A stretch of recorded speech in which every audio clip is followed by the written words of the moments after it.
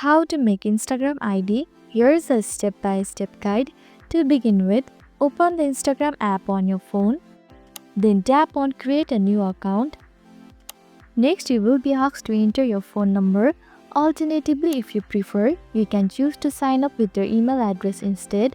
After entering your contact details, simply tap Next to move forward. Now it's time to create a strong password that will keep your account safe and secure. Make sure to check the box beside the Remember Login Info.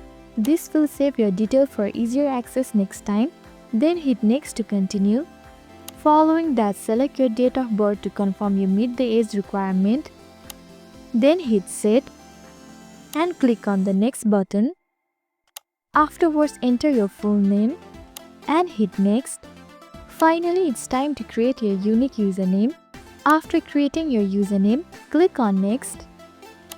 Finally, agree to the Instagram terms and policies.